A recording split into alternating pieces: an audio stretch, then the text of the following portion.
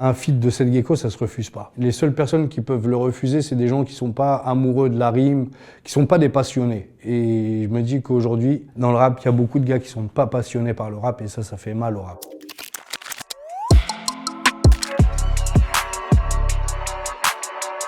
Salut les Barlous, c'est Seth Gex sur Melty et je vais vous raconter tous les feats que j'ai fait dans ma carrière et dans mon dernier album. Fini les frites, fini l'assiette, fini les feats, fini la fête. T'as kiffé la guendé, Barbu est tatoué, Barlou et la guendé. Je l'avais invité à mon Barlou Burger. Je sais pas, il me plaisait ce petit garçon, il me rappelait moi quand j'étais jeune en fait. Et pour les gens, je pense que même ma communauté de Barlou, ils seraient imaginés que si j'avais un fils, il ressemblerait à Kanwé en gros. Et je viens de faire un album commun avec mon fils Stos, qui est un tismé de 1m97, qui a rien à voir avec Kanwé. Et les gens étaient surpris de se dire mais c'est impossible que ça soit son fils et tout. Donc du coup, on avait un peu abordé Kanwé pour un peu surfer sur ce truc, quel est le fils de Seth et tout. On avait bien sympathisé ensemble, mais à la base, c'est mon fils qui a rappé avec Kanwé en premier. Et je dis à mon fils, non, ton père, il a envie de rapper avec ce petit garçon qui pourrait être son fiston aussi. Et je l'adore, ça c'est une belle aventure avec Kanwé, je l'apprécie beaucoup ce petit gars. Je suis en paix, au risque de me perdre, j'écris vers, rime mes pensées, décris la vie de mes pères. Je l'avais déjà sollicité sur mon dernier album qui était sorti en 2019, donc j'avais pas la honte, j'avais pas envie de le déranger une seconde fois. L'instru, elle me faisait penser automatiquement à Akhenaton, quoi. C'était impossible d'imaginer ce morceau sans lui. J'ai dit, écoute, je t'envoie l'instru, si elle te parle, c'est juste par la passion de la musique. Et si tu kiffes le morceau, pose dessus, mais si tu refuses, je comprendrai. Mais j'étais sûr qu'il allait poser dessus. Quand c'est des amoureux de la plume,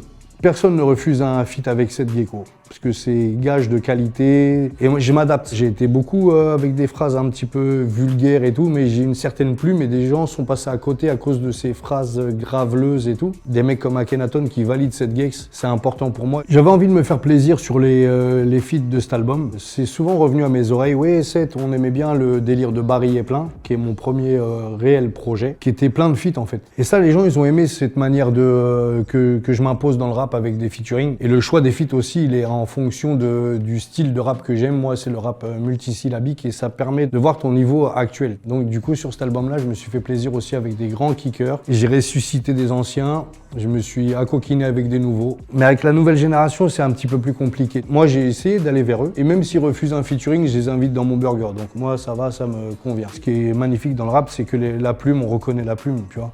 Je ne suis qu'un ange avec les ailes j'ai comme ma brisées. bite, mon couteau, c'est moi qui mets le tablier. Incroyable l'histoire de Jossman. Je suis dans la voiture de mon tatoueur. Il écoute du Jossman. Je dis oh putain, il est lourd ce petit gars là. Son écriture est riche, il chante, il est super flex, il est à l'aise et tout. Il est charmé de ouf. Instinctivement, j'envoie un message, je lui envoie un DM. Et il vient manger au Petit Phuket. Il vient se faire tatouer au Barlou Tattoo Shop. Il me dit ouais, j'aimerais bien tenter un morceau avec toi et tout. Et c'est lui qui m'invite dans son album, donc incroyable, tu vois. Il est très perfectionniste. Il m'a fait revenir sur mon texte. Il savait vraiment ce qu'il voulait. Et j'apportais un truc différent, tu vois. Le OG qui arrive avec la grosse voix pesante, tu vois. C'était un plaisir de contribuer à l'album de Split de Jossman. Pour les inspecteurs qui nous respectent, je les Winspector, oh j'expector. Dans la neige en été, c'est un fait divers. Au début, il m'invite, je pensais que c'était un duo qu'on allait faire. Et j'apprends très vite qu'en fait, c'est un morceau, un posse cut. Donc du coup, un morceau avec plein de MC dessus et tout. Pour la petite anecdote, c'est moi qui ai soufflé à l'oreille de Medine de faire poser Nino dessus. Et à la fin, le morceau, c'est une dinguerie de ouf. Moi, là-bas, je crois que j'avais fait un 24 mesures. Ça c'est devenu un 12. Parce que j'avais été un peu vulgaire sur certaines phases et tout. Il m'a raccourci, il m'a raboté, il m'a circoncis mon couplet. C'est comme ça. J'ai de l'amour propre, mais j'aime l'amour sale.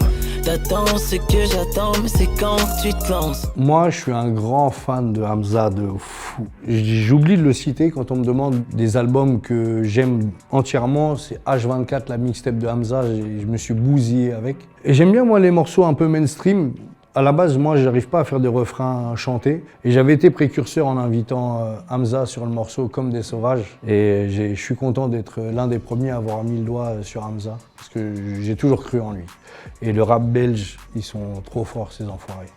Ça c'est du rap de Titi parisien, avec un schlass dans la poche comme un Tunisien.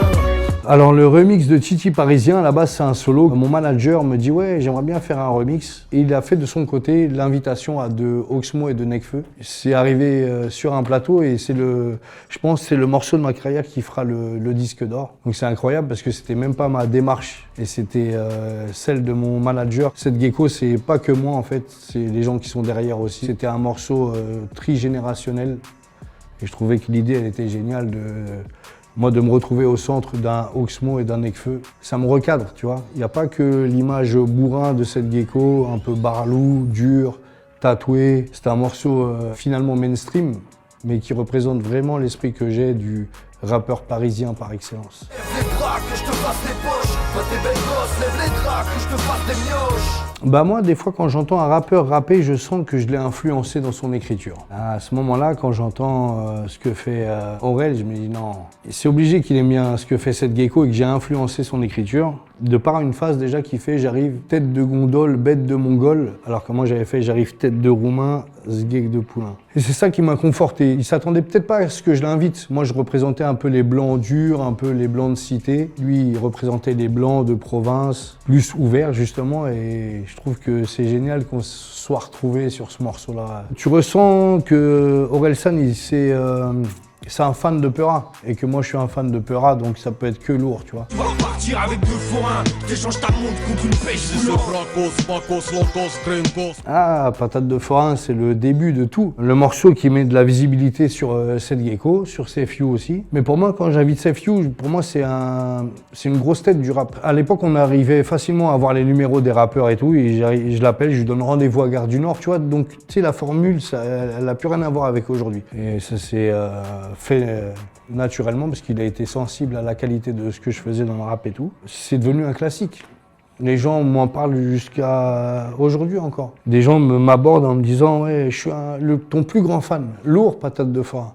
Et des fois, ça me pique le cœur parce que je leur dis « J'ai fait autre chose pendant 20 ans, putain les mecs. J'en ai fait des titres, j'en ai pondu, j'en ai chié des merdes. » Mais ça a vraiment marqué l'esprit des gens. C'est pas pour rien que je me suis fait tatouer ici. Gang. C'est plus facile d'avoir un artiste quand c'est dans ta discipline à toi que quand tu essaies de toucher d'autres gars, des artistes plus jeunes qui sont dans le turn-up, qui sont plus dans la forme que dans le fond. Mais ils sont sans pitié les petits jeunes d'aujourd'hui. Hein. Ils s'en foutent de dire non. Et ça, moi, ça me blesse. God bless. Je vous laisse. Cette gex tire sa révérence sur une victoire parce que l'album est lourd.